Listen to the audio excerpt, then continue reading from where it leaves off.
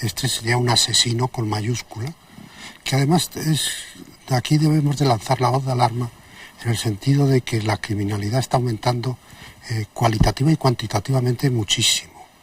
Y nos estamos encontrando con un tipo de asesino que quizá no teníamos experiencia mucha de él. Antes teníamos el navajero, más o menos rural o más o menos suburbano, pero estamos empezando a encontrarnos un tipo especial de profesional del crimen. Y este es un profesional del crimen, con esa frialdad, con esa forma de agredir, con esa forma de esa hostilidad increíble, que quizá lo que más nos convendría a atender es cuál es la motivación del crimen. ¿Es el robo? Ese robo yo lo veo un poco... ¿Cuál es su impresión personal? Yo creo que hay algo más que el robo.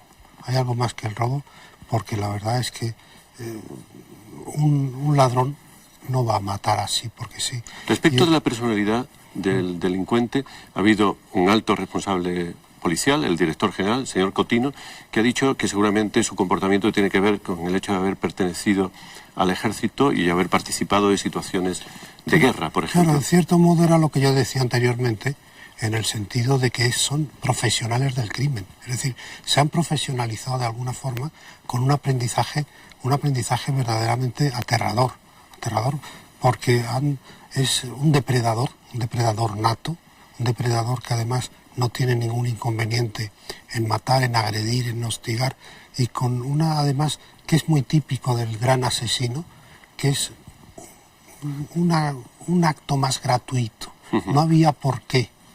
O sea que para usted es verosímil que él solo haya hecho todo. Es posible que él haya hecho. Y que ni siquiera tuviera un cómplice esperándole a la puerta, como se ha sugerido en algún momento. Claro, pero al ver todas estas cosas y al ir estudiando más y conocer más los caracteres y los efectos, pues nos quedamos un poco con la duda de si realmente es solamente eso. Me gustaría saber la opinión enseguida de Modesto Chávez como policía, pero me dicen que tenemos una nueva llamada en antena.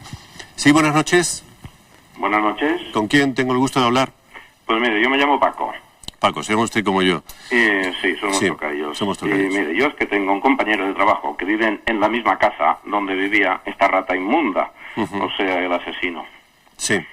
Y según mi compañero, se puede preguntar por allí a los vecinos, en la casa que vivían muchísimas personas allí un poco hacinados y tal. Pero siendo inmigrantes, ¿cómo eran? Pues resulta que todos los meses se les veía con coches de marcas, sobre todo alemanas, que todos podemos imaginarnos cuáles, coches de muchísimo valor. Y un mes pues tenían un Mercedes verde, el otro mes era rojo, otro mes era otra marca y tal. Esos señores, quiero decir, ¿qué va a pasar con todos ellos? La policía les habrá investigado, porque es que solamente era este señor el peligroso, o los demás, ¿de qué viven? Yo voy a trasladar sus preguntas, y le agradezco su llamada, al responsable policial que tenemos aquí, al representante policial, Modesto Chávez. ¿Qué dice usted a nuestro comunicante? Sí, yo después de haber escuchado a los contertulios y a los oyentes, me gustaría hacer unas consideraciones. La primera es que este individuo, la ley no la utilizamos bien. No existe seguridad, ni pública ni privada, si la justicia no responde de forma inmediata. Y eso no ocurre en este país. Es un problema de los legisladores. ¿De los legisladores? De los legisladores, del ¿Y de Parlamento. los jueces? Y de los jueces. ¿En qué orden? La policía detiene y pone a disposición judicial. Lo que hagan los jueces posteriormente no tiene nada que ver la policía. Si los jueces le ponen en libertad, tenemos una ley que no la estamos utilizando. Pero, existe un centro de internamiento. Un momento, señor Chávez. Tenemos con nosotros a Raimunda Peñafort, que es juez, y me gustaría que fuera ella quien respondiera, porque está poniendo sobre su tejado la responsabilidad sobre suyo personal, de los jueces. Sí. Hay un hecho cierto que es evidente que no podemos negar, y es como decía el doctor García Andrade, que la violencia está creciendo. No lo digo por ser alarmista, sino por ser real. Y lo que no cabe en situaciones de este tipo es que ningún sector responsable de la sociedad esconda la cabeza debajo del ala. Que cada uno tiene que responder en lo que le corresponda. En lo que le corresponde a los jueces, se tiene que tener muy claro que un juez es como un actor que no puede salirse del guión. ¿Quién escribe el guión? Lo escriben los legisladores. Es cierto lo que está diciendo el contertulio, que efectivamente la policía se arriesga la vida para detener a una persona, esa persona pasa a los calabozos, pasa a Plaza Castilla, y efectivamente es muy probable que el 80% de esas personas detenidas diariamente que van a Plaza Castilla salen en libertad por la tarde. ¿Por qué? Porque no depende del juez el ingresar en prisión o no de una forma arbitraria o caprichosa, sino que el juez, para poder decretar la prisión preventiva de esos detenidos, es necesario que se den una serie de requisitos. Primero y principal, que lo pida el Ministerio Fiscal. Si el fiscal no pide la prisión, ningún juez puede acordar una prisión. Segundo, que en esos hechos se aprecien que concurren los requisitos que la ley establece para poder acordar esa medida que es cautelar, de meter en prisión provisionalmente, no como castigo, que a veces como la sociedad entiende, si se le ha cogido infragante inmediatamente a cumplir pena. Eso requiere, sabemos que preside nuestro ordenamiento la presunción de inocencia y que no se puede condenar sin un juicio previo. El tiempo que transcurre desde la detención hasta el juicio es lo que se llama el proceso, y ahí es donde se puede aplicar o no la medida de prisión provisional.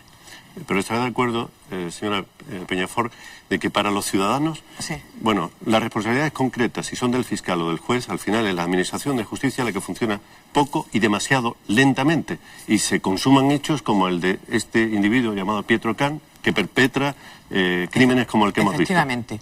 Y es cierto... O sea, que usted comparte como ciudadana la alarma... No, yo comparto como ciudadano la alarma que hay en la sociedad. Y que es, bueno, pues que es evidente y que es muy lógica y que es muy humana y que no se puede negar. Ahora, como juez, tengo que decir que yo lamento que desde hace unos años a esta parte se venga culpando a los jueces pues de todos estos hechos que ocurran, y escucho muy pocas voces en defensa de los jueces. ¿Estarán de acuerdo? Para empezar, los jueces no suelen hablar. Efectivamente. ¿Por qué? Se lo voy a decir. Usted es una de las pocas excepciones, me temo. Pues sí, y a veces lo hago porque moralmente me considero obligada a ello. A mí no me respalda en este sentido. Yo vengo aquí a nivel personal. Yo no represento a ningún colectivo.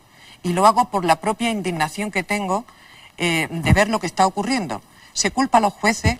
Y hay una cosa real, y es el desconocimiento que existe en la sociedad de lo que es la justicia. Se recela de la justicia, es cierto. Se desconfía de la justicia, es cierto. ¿Quién sale en defensa de los jueces? Hay que tener en cuenta que el juez que está llevando cualquier caso tiene absolutamente prohibido hablar del mismo fuera de lo que es el proceso, que solamente puede hablar mediante autos, providencia y sentencia. Eso más o menos lo sabemos. Permítame, por favor, porque me anuncian que tenemos una comunicación con nuestra central de llamadas. Una de las posibilidades de la central de llamadas era pues que los telespectadores puedan plantear preguntas a nuestros invitados aquí. De modo que, Amelia, adelante, buenas noches. Buenas noches de nuevo desde nuestra central de llamadas en ese 902-100-642 que no ha dejado de sonar en ningún momento. Queremos decirles desde aquí a ustedes, a los espectadores, que no podemos atender todas las llamadas. Son tantas, tenemos prácticamente unas 100 llamadas retenidas en cada minuto. Eso quiero que lo sepan ustedes. Estamos intentando llegar a todas sus denuncias, sus quejas, sus reclamaciones, intentarlas recogerlas y trasladarlas al plató. Estaba escuchando atentamente lo que decíais y tiene mucho que ver con lo que se refleja en la línea de las llamadas que recibimos. El espectador está muy atento a lo que está pasando en el programa, sigue muy atentamente la evolución, el discurso que se produce en el plató, y se detecta aquí perfectamente en la central telefónica. Ahora mismo se siguen recibiendo llamadas, como os anunciaba ya anteriormente, muy en la línea de las quejas directas hacia el funcionamiento de la justicia o de la policía, pero hace unos minutos, cuando abordabais el tema de las compañías de seguridad privadas, la seguridad, en ese momento hubo muchas llamadas, incluso de profesionales de las compañías de seguridad, que querían intervenir en el programa. Como veis, poco a poco os vamos haciendo llegar llamadas que pueden ir saltando al plató y poniéndose en contacto contigo, Paco. La línea La línea de opinión sigue también muy centrada en ese otro tema que avanzábamos ya en la conexión anterior. Endurecimiento de las penas, protesta popular de los ciudadanos, de ustedes, de los espectadores, porque los delincuentes estén en la calle, así lo dicen ustedes textualmente, y esa asociación que se produce en la denuncia por la delincuencia asociada a la inmigración. De alguna manera nuestros espectadores, ustedes, los madrileños, esta noche están poniendo el dedo en la llaga, están acusando directamente a los inmigrantes de ser los culpables de muchos de los casos de delincuencia y de inseguridad que vivimos tanto en la calle como dentro de nuestros domicilios. Este es un tema especialmente sensible, especialmente delicado, que no se puede tratar con simplificaciones. Por eso hemos pedido a Delia Blanco, directora de la Comisión Española de Ayuda al Refugiado, CEAR, que esté con nosotros. Yo le voy a pedir, buenas noches ante todo, le voy a pedir que vea y escuche con atención la siguiente información, el siguiente vídeo, en el que reflejamos algo que sigue relacionando, como acaba de apuntar Amelia, la delincuencia y la inmigración, porque si en el caso de Pietro Arcan hay una actuación individual, en la mayoría de las actuaciones, y aquí hemos tenido testimonios, se trata de grupos, de bandas organizadas. Vamos a verlo. En 1995 la policía consigue detener a la banda de los peruanos. Parecía el fin de una pesadilla que durante varios meses tuvo en vilo a los vecinos de varias urbanizaciones en la zona norte de Madrid, donde los detenidos perpetraban sus golpes. Pero solo unos meses después la alarma salta de nuevo. En julio de 1996, el industrial Emilio Langa es asesinado en su chalet de la urbanización El Bosque, en Villaviciosa de Odón. 3 atracadores encapuchados entraron en la vivienda con la intención de robar.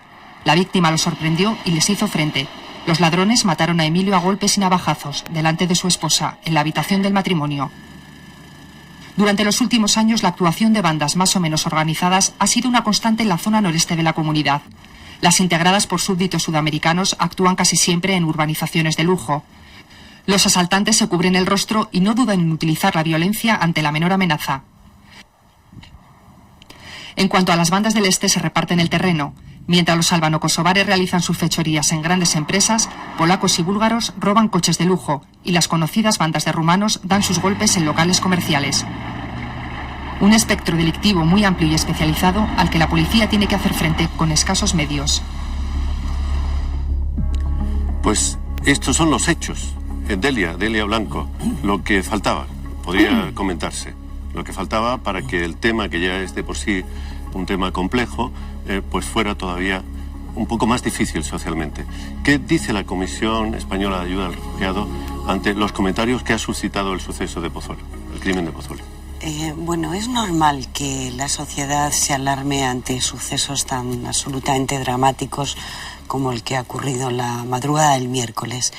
Pero también es profundamente injusto unir inmigración a delincuencia. La mayor parte de los inmigrantes, tanto sean regulares como irregulares que llegan a nuestro país, no son delincuentes. Vienen buscando una vida mejor, son honestos y colaboran y contribuyen al crecimiento de nuestro país. Lo que es cierto es que dentro del seno de la Unión Europea en este momento hay libre circulación de ciudadanos. No es un hecho solo el español donde haya bandas organizadas, que hoy creo que el director general de la policía decía que había en torno a unas 200 bandas organizadas en mafias. Ese es un hecho de toda la Unión Europea. Es lamentable, es muy dramático.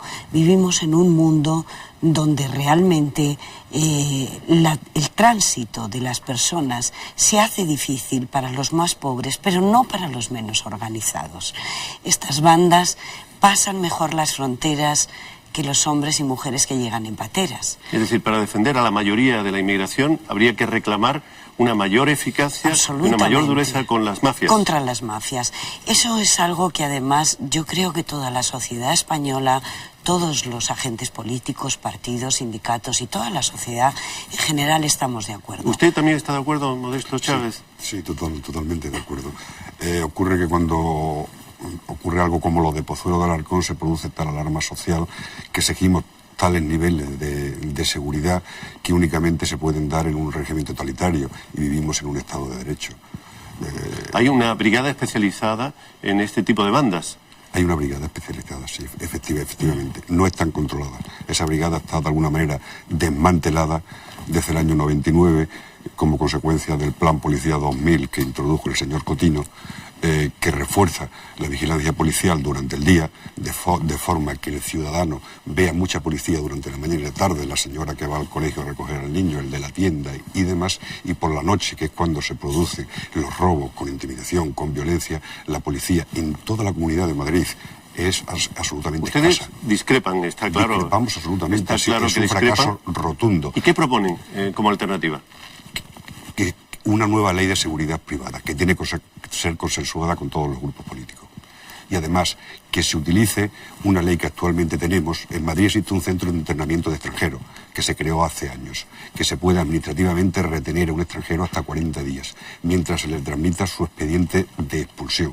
Si este ciudadano moldavo, la primera vez que se le detuvo, se le interna en ese centro durante los 40 días, se aplica el expediente de expulsión, y aunque cumpla la pena, cuando cumple la pena, si le meten 6 años o 6 meses, cuando cumple esos 6 meses, al salir de la cárcel, el juez llama a la Dirección General de la Policía y dice: este ciudadano va a salir de la cárcel. Eso es lo que habría. Un coche de la hecho. policía está en la puerta y automáticamente se le aplica la ley de extranjería y se le expulsa, porque es un delincuente, no se puede... ¿Hubiera sido posible legalmente, de acuerdo con la ley? Legalmente hubiera sido posible, pero de hecho depende, porque los jueces a veces quieren acordar el internamiento de determinado extranjero delincuente, que no hay que confundir con el extranjero o el inmigrante honrado, y no se puede acordar el internamiento, y usted lo sabe bien, si en el centro de Moratalá no hay plaza. En muchos casos nos comunican que la policía, que es la única que es competente para acordar la expulsión del territorio nacional, pide al juez, como una medida de garantía de que esa expulsión se va a llevar a cabo el día fijado, que se le interne en un centro determinado a la espera de que se le tramite el vuelo. Si a ese centro se llama por teléfono y no hay plaza, no es posible el internamiento, con lo cual necesariamente tiene que quedar en la calle por falta de plaza. Sí. Delia Blanco estaba pidiendo la palabra, enseguida se la doy también a usted, señor García Andrade. Gracias. No es exactamente así. Si no hay plazas de internamiento, porque no hay plazas libres, en los centros de la Comunidad de Madrid se han dado casos donde el juez competente o el fiscal competente ha pedido a la Dirección General de la Policía el internamiento en otra comunidad autónoma. Y esto se da, de hecho, hay varios centros de internamiento a lo largo de toda España. Yo creo que precisamente para poder separar lo que significa los inmigrantes delincuentes, que son una minoría, insisto, con la inmigración en general, para que no se cree esta alarma en que se mezcla todo, sería fundamental aplicar las leyes que tenemos.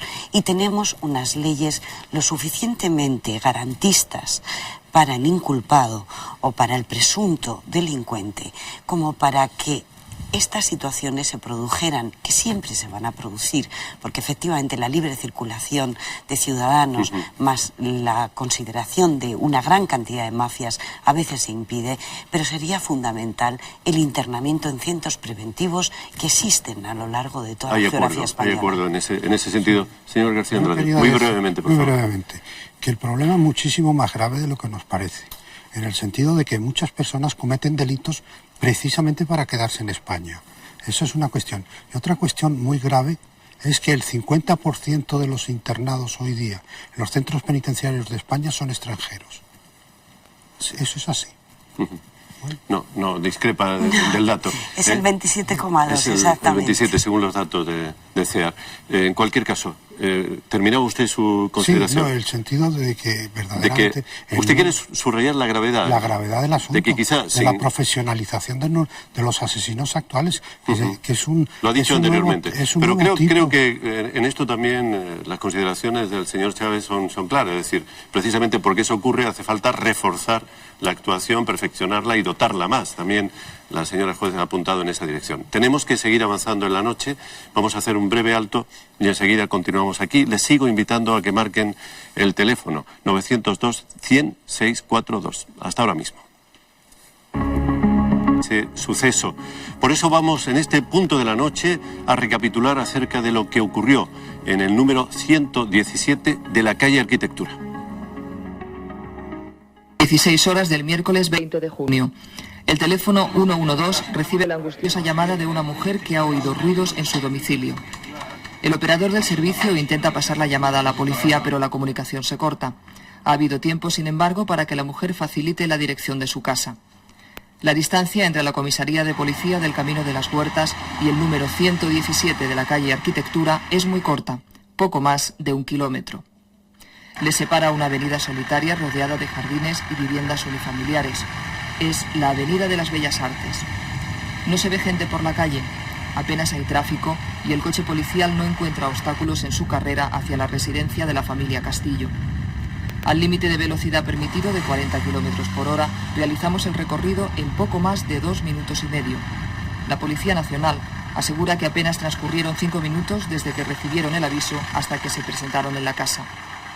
Sin embargo, a las 4:38 horas, es decir, 22 minutos después de la primera llamada, la mujer vuelve a telefonear al 112. Se encuentra herida, su marido está moribundo, sus hijas pueden estar siendo atacadas en ese momento. 4:47 horas. La mujer llama por tercera vez al 112. Está escuchando a la policía en el exterior y pide que los agentes salten la valla de la casa. Ella está herida y no puede abrir la puerta. Se produce un tiroteo entre la policía y el presunto asesino que sale huyendo. Finalmente, los agentes consiguen penetrar en la casa, encontrándose con un espectáculo estremecedor. 6:15 horas. A 1 kilómetro del lugar del crimen, sobre una pasarela que cruza la M40, la policía detiene a Pietro Arcán. En su poder, junto con un revólver, se halló el botín, algunas joyas y 19.000 pesetas. Hay que preguntar, aunque sea una pregunta de difícil respuesta, ¿pudo evitarse, Modesto Chávez, pudo evitarse eso con una actuación policial más diligente, como han reclamado algunas críticas ciudadanas desde los medios de comunicación? Por la misma razón que dije antes, que vivimos en un Estado de Derecho, no se pudo evitar. La policía no puede entrar en un domicilio si no ve indicios flagrantes de delito. Y la policía llegó rápido, observó, no vio nada y lo comunicó. Hasta que no recibió la orden de la sala del 091 de que saltaran la verja, no puede hacerlo. Hay policías expulsados, hay policías procesados por haber actuado de esta manera que la ciudadanía exige. Y lógicamente el policía, que está mal pagado, está desmotivado por la falta de medios técnicos que tenemos, no va a arriesgar su carrera si no hay una seguridad, aparte de que el juez lo coge y, como decimos vulgarmente, lo funde, porque son muchos los que tenemos en esa situación. Luis Gil, una utilización de los recursos técnicos hubiera permitido que la información, que parece que en un momento dado se cortó, la comunicación, el sistema de comunicaciones, hubiera ayudado a impedir este crimen? Sin lugar a dudas. Nosotros decimos que la alarma vale para proteger la casa cuando la persona está fuera, pero sobre todo va a proteger a la persona cuando está dentro. Yo tengo un ejemplo muy concreto, es que el domingo pasado a las 2 de la mañana mi madre en mi casa de las afueras de Madrid fue atacada, o para ser exactos, la casa fue intento de atacada a las 2 de la mañana. El sistema de seguridad funcionó perfectamente, disuadió al intruso y mi madre, aparte de esa mala experiencia, está perfectamente. ¿Qué edad tiene su madre? Mi madre tiene 75 años y lo único que tenía que hacer ella, y así siempre va con este mando o con cualquier otro mecanismo, es activar en casa, es decir, activar la seguridad en casa cuando ella está. Me dicen que tenemos una nueva llamada. Sí, adelante, buenas noches.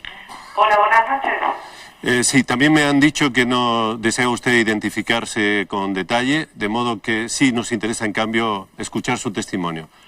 Díganos. Bueno, ay, es que me digo con eco.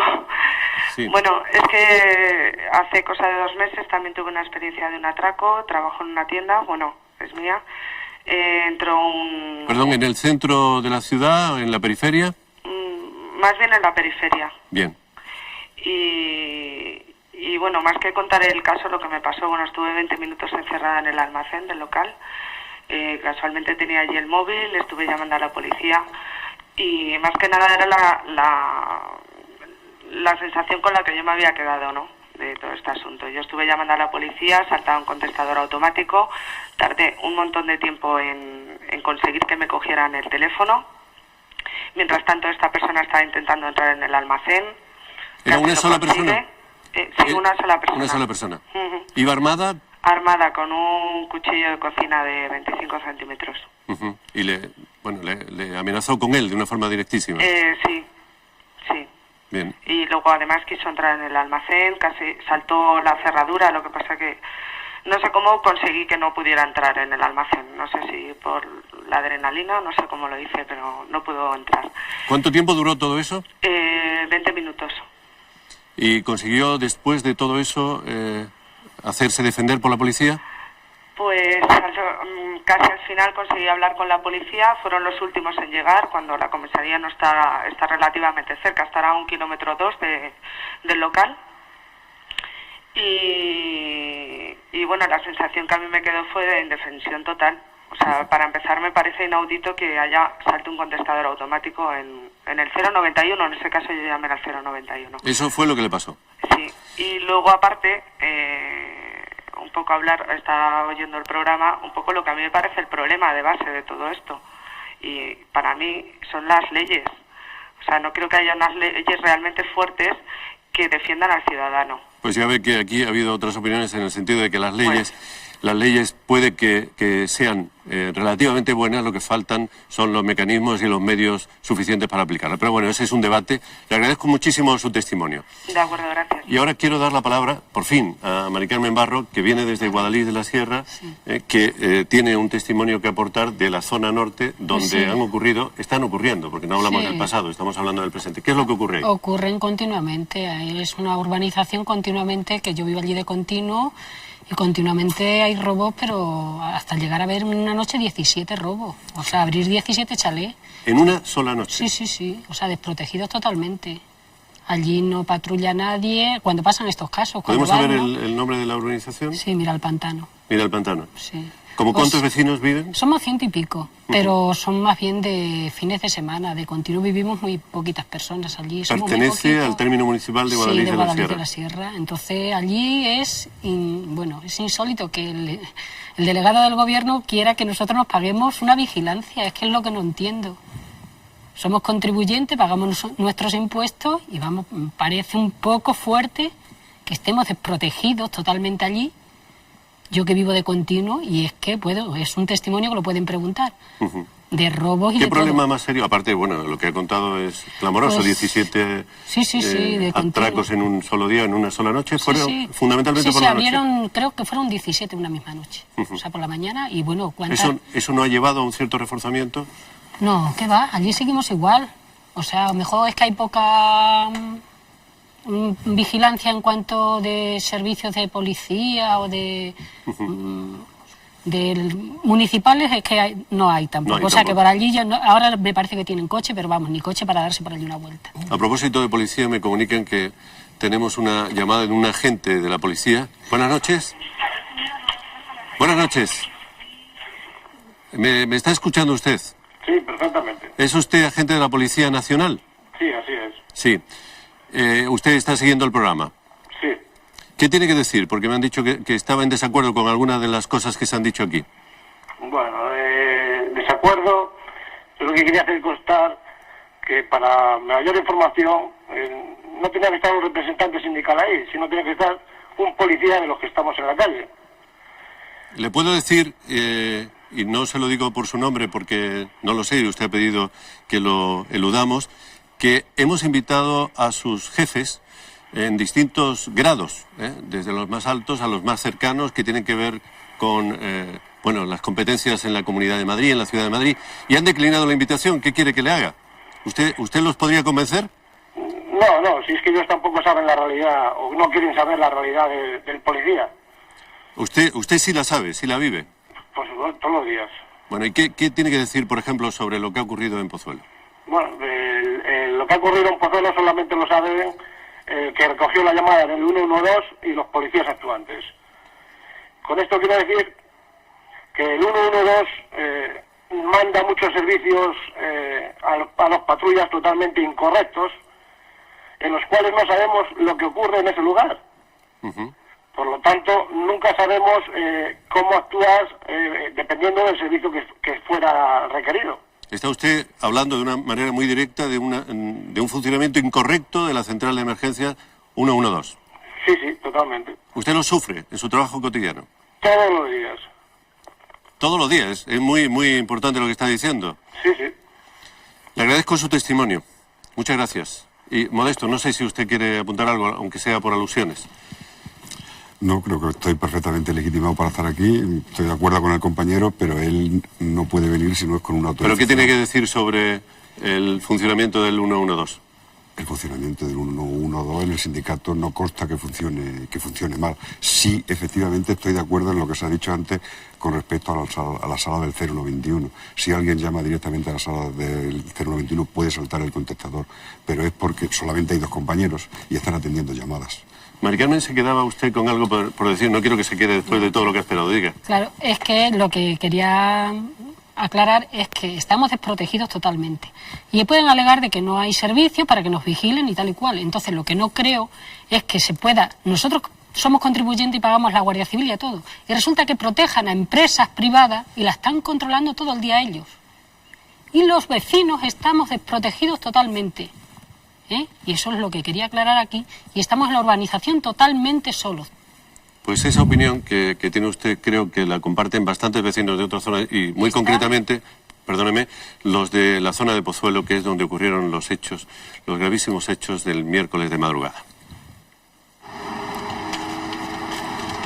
Las urbanizaciones de las afueras de Madrid, como esta de Pozuelo, ofrecen el sueño de una vida diferente y tranquila. Pero hechos como el crimen del miércoles convierten este sueño en un lugar donde el miedo se ha apoderado de los vecinos. Como vecina exijo un poco más de protección, porque yo llegaba a salir de mi casa a las 6 de la mañana para ir a trabajar y tengo que irme hasta una rotonda que hay aquí para el que va al Hipercor a coger el autobús y vas aterrada, porque es que no pasa nadie. Y dice, bueno, y a mí me atacan, o me violan, o me hacen algo y no se entera ningún vecino. ¿Y te sientes Ayer se protegida? lo pregunté yo a un policía que si iba a haber protección estos días. Me dijo que no, señora, si aquí hay protección las 24 horas del día durante todo el año. Digo, mira, eso es mentira y a mí no me lo diga, que eso es mentira. Pero vamos, mentira, mentira. No, no tenemos nada. No tenemos nada. Viene la policía, la del municipal, que pasa aquí de vez en cuando, pero pasa después José Ramos. Del tema de la seguridad, la verdad es que yo aquí nunca me he sentido segura. O sea, ya me acostumbro a vivir así, pero vamos. Es que es lógico. ¿Cómo no vamos a estar aterrados? Es que es lógico. Aquí protección mínima. O sea, la mínima. Esto es insólito. Porque normalmente, pues eso, son bandas de más. Porque la de los coches, las que pillan de los coches, las que nos roban los coches, pues son bandas de más personas. Porque a mí me llamaron que habían cogido a la banda y era de varias personas. ¿De extranjeros o de nacionales? Extranjeros, bosnios y polacos. Hay tanta gente rara aquí a trabajar que no se sabe. ¿Te refieres al...? Aquí, esta La del vecino. casa que la están construyendo y llevan años haciéndola. Ajá. Y siempre hay gente extranjera por aquí. Sí, no, trae pues un par de peruanos aquí, trabaja y están una temporada, se van, trae otros. Y así. Este era moldavo. Sí, pero bueno, te digo peruanos como colombianos, como porque tampoco hablo con ellos ni les pregunto, pero por la pinta. Claro.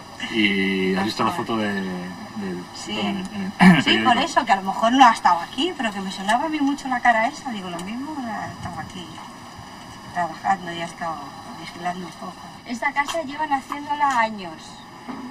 Y yo hoy lo comentaba, esta mañana he visto al señor este de la... ¿Al dueño? No, al señor que se supone que ha robado aquí. Y a mí me suena de haberle visto por aquí. ¿Te has visto que ha robado? Me suena la cara, a lo mejor no es. ¿Sabes si ha trabajado alguien de otra nacionalidad en esta casa? Aquí, Sí. sí, aquí sí han trabajado más tíos, dice. ¿Y sabes si eran europeos o eran americanos? No sé, porque dice que sí había otro ecuatoriano más, pero también ha habido españoles. Y cuéntanos, Faustina, y dices que ha habido más robos aquí, ¿no? Sí, aquí en el chalet nos han robado 2 veces, nos han robado también. Pero estando de obra, que os pueden haber robado, porque no hay nada, ¿no? No, todas las herramientas que habían se nos llevaron. Ajá. Se nos han llevado buenas herramientas que han habido aquí en este chalet. ¿Y hay vigilancia suficiente, consideran No, ustedes? vigilancia no hay ninguna. No hay ninguna, porque por la noche por aquí, vamos, yo no he visto pasar nunca a nadie, y creo que tienen 2 coches Z para todo Pozuelo, y la extensión que tiene Pozuelo es muy grande. Los vecinos se sienten desprotegidos. Esa noche, solo 2 patrullas velaban el sueño de 62.000 habitantes. Creo que los testimonios vienen a dejar bastante claro que no se trata solo de la psicosis ante un hecho tan grave, tan horroroso como el del miércoles, sino que hay bases anteriores. Pero en fin, no todo en la comunidad es así, hay zonas que han conseguido ser más seguras. El alcalde de Getafe está aquí para atestiguarlo en relación a su propio municipio. Buenas noches, señor Crespo. Hola, buenas noches. Están ustedes en el ranking de la seguridad en uno de los primeros puestos, si no es el primero. Sí, llevamos 5 años siendo la ciudad más segura de la Comunidad de Madrid. De hecho, en este último año, por parte del presidente, se nos ha dado una medalla de oro, un reconocimiento al esfuerzo. Pero yo tengo que decir, si tuviera que contestar con relación al acontecimiento que este se ha dado, diría una realidad. En la Comunidad de Madrid no se han convocado 2.000 plazas de policías nacionales. Hay municipios como el nuestro, el de Getafe, que hay más policías municipales que nacionales, que están haciendo esfuerzos tremendos la Policía Nacional por superar la escasez de medios humanos y la escasez de medios técnicos. Es decir, no trabajan con un tantán de milagro. Es decir, pero tienen unos medios absolutamente inadecuados a los tiempos en los que vivimos. Y vuelvo otra vez a decir, 2.000 plazas. Nosotros tenemos menos policías en la comisaría que en el año 83, cuando Getafe tenía 117.000 habitantes y hoy tiene 160.000. Por lo tanto, esa es la situación. Pero no nos podemos centrar en esto. Yo creo que hay un problema y que discrepo a lo largo del recorrido del mismo, porque creo que hechos como este, afortunadamente, aunque desgraciadamente por el hecho en sí, suceden muy de tarde en tarde y todos nos alarman. Perdón un momentito, estamos, sí. Mientras usted habla, reflejando en este mapa las zonas, las zonas de seguridad, los índices de seguridad, en color rojo, anaranjado más bien, están las zonas donde hay mayor número de delitos, en amarillo han aparecido las intermedias y luego el color azul está mostrándonos las más seguras. Ahí están ustedes con Aranjuez en los primeros puestos. ¿Cómo lo han conseguido? Dígame cómo. Ahí estaba diciendo, invirtiendo 4.000 millones de pesetas cada año que no paga ni la Administración Central ni la Comunidad Autónoma. ¿Quién lo paga? Lo paga el Ayuntamiento, de sus propios recursos. ¿Y qué hacemos? Campañas preventivas, por ejemplo, hemos reducido a límites prácticamente inexistentes de fracaso escolar. No existe fracaso escolar en Getafe. ¿Qué hacemos? Por ejemplo, aquel chaval que no es capaz de seguir la enseñanza que podríamos decir reglado universitario. Pero fíjese, está hablándome de un tema social que es como de un factor de protección a largo plazo. Pero ante hechos tan brutales como esto, ¿cómo se defienden ustedes? Conocer la sociedad. A eso quería ir, conocer la sociedad. Es decir, nosotros tenemos tal grado de incidencia sobre los jóvenes, de tal forma que introducimos un animador social en la calle y un policía menos en el futuro. Entonces, reconducimos con lo que podríamos llamar líderes sociales a las pequeñas bandas que si no se cuidan y no se integran en el futuro van a ser delincuentes. ¿Y qué hacen respecto de las bandas que vienen de fuera? Respecto a las bandas que vienen de fuera, hay un trabajo de integración y de vertebración de la sociedad. La media que hay en España de sociedad articulada o sociedad vertebrada es del 6%. La que hay en Getafe es del 18,5%. ¿Qué significa? Que al haber, estar tan organizada, se conoce, se vertebra, se articula y se defiende. Y de luego no necesita más seguridad ni más empresas privadas, que hay 748 empresas privadas en España, que crece al ritmo del 10% la seguridad privada en España. 748. Yo diría que el Estado no puede hacer dejación de su responsabilidad, que es garantizar la seguridad de los ciudadanos. Por cierto que hoy hay una coincidencia que es remarcable, y por eso quiero comentarla al calor de sus palabras, entre dos periódicos, El País y El Mundo, de líneas editoriales habitualmente muy distintas y no abiertamente contrapuestas, y hoy coinciden en la reivindicación de que la seguridad es un asunto público que corresponde al Estado en una sociedad democrática y que no puede derivarse o desviarse hacia la seguridad privada, ese problema, esa cobertura que forma parte de los derechos esenciales. Así que lo dejo ahí, pero quisiera, señor Crespo, que asistiera con nosotros unos instantes a este vídeo, que atendiera a este vídeo, porque en él vamos a reflejar cómo Madrid y la Comunidad de Madrid ha ido creciendo, está creciendo en este momento en horizontal. Es un fenómeno significativo y que conviene que veamos un instante para luego comentar cómo incide la seguridad en ese hecho.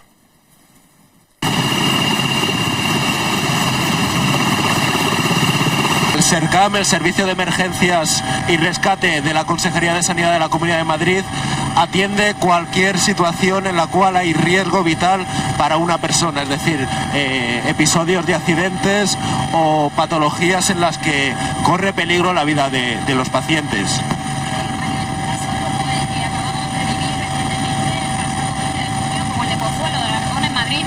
¿podríais haber intervenido vosotros? Hombre, intervenimos. El helicóptero en ese caso no, porque fue por la noche y los vuelos nocturnos no se pueden hacer, fundamentalmente por la dificultad en la aproximación. Uno nunca sabe, no puede ver si hay cables o no. Y por lo tanto los helicópteros por la noche no pueden volar. Pero tenemos otros recursos como las UBIs o los vehículos de intervención rápida que efectivamente actuaron. En estos supuestos, en este tipo de llamadas de zonas residenciales un poco alejadas, vuestro servicio cobra una especial utilidad, ¿no? Efectivamente, nuestro servicio cubre todo lo que es el territorio de la Comunidad de Madrid e incluso hacemos avisos en zonas limítrofes. Tenemos un tiempo estimado de como mucho, el punto más lejano de la Comunidad de Madrid no llega a 15 minutos en helicóptero. Hay muchas zonas que están de reciente construcción con infraestructuras sanitarias a lo mejor no todavía desarrolladas, pero ahí estamos nosotros para llegar justamente a tiempo, ¿no? Da igual de dónde venga la llamada porque tenéis la capacidad de aterrizar en cualquier parte. Sí, estos helicópteros, los 2 helicópteros del SERCAM aterrizan donde vamos. Hace poco tuvimos por ejemplo, un accidente en Aldea del Fresno, un pueblo pequeñito, un atropello y el helicóptero aterrizó dentro de lo que era la terraza de un bar. ¿En alguna ocasión os habéis encontrado un caso especialmente difícil por la lejanía? Hombre, eso es lo habitual, es decir, como te digo, los helicópteros sanitarios del SERCAM prestan asistencia a todos esos puntos de la Comunidad de Madrid donde es difícil llegar, donde hay que llegar rápidamente y donde además hay que trasladar rápidamente a los pacientes. Vemos cómo es espectacular este crecimiento un poco de las viviendas aisladas y de la distribución dispersa de la gente. Tenéis 2 helicópteros, ¿crees que son suficientes para dar cobertura? Sí, los 2 helicópteros del SERCAM dan cobertura suficiente en transporte aéreo sanitario a toda la Comunidad de Madrid. Además, el SERCAM ahora tiene un proyecto de red de superficies sanitarias con el que pretendemos que cada pueblo de la Comunidad de Madrid, cada municipio, cuente con un helipuerto sanitario como punto de encuentro con el SERCAM. Los helicópteros, los vehículos de intervención rápida y las UBIs, con una activación inmediata por parte del teléfono de emergencias 112, que es el teléfono receptor de las llamadas, intenta garantizar esa asistencia sanitaria lo más rápida posible. El paisaje que nos han permitido ver estas imágenes desde el aire es suficientemente elocuente. Están cambiando las cosas, la ciudad y su entorno, las ciudades del entorno de Madrid en este caso ya son prácticamente horizontales. Al señor Antonio Lamela le quería preguntar, usted dijo antes, hace falta medidas sociales para que la seguridad sea mayor. Con esta nueva realidad, ¿qué tipo de medidas? ¿Y las estamos tomando o no? No. Tenemos un minuto para una cuestión tan compleja. Sorprendentemente, todavía no hemos descubierto el ordenamiento territorial, aunque parezca mentira. Estamos haciendo tentativamente, malamente, urbanismo, que es lo que es relativo a la urbe. Sin embargo, con respecto al geos, a la tierra, el geoísmo que yo llevo pregonando hace tantos años, todavía no hemos sabido imponerlo. Y así vamos a ciegas. Estamos actuando de una forma voluntarista. ¿Propone usted, pues señor mire, Lamela? La creación del geoísmo, institucionalizarlo, ¿Qué para quiere que decir haya eso? especialistas en ordenamiento territorial, cosa que sorprendentemente todavía a estas alturas no lo hemos descubierto y ya estamos en el siglo XXI. ¿Y eso lo deberían hacer los ayuntamientos? No, el Estado. ¿Y el Estado? Y naturalmente aquí tendríamos que empezar por tener un plan geoístico nacional, después comunitario y luego ir reduciendo. Por eso, Esta es una propuesta, hemos escuchado a lo largo de la noche, lleva 40 años, pero en esta hora las propuestas son más necesarias seguramente que nunca. Hemos escuchado otras sugerencias y sobre todo muchas denuncias. Yo espero que también los escuchen quienes tienen la responsabilidad de dar respuestas a la sociedad ante esta situación de alarma. Confiamos sinceramente en que la información y el diálogo abierto aquí a la sociedad contribuya a paliarla, pero sí a hacernos estar en alerta para estar más seguros. Muy buenas noches, muchísimas gracias.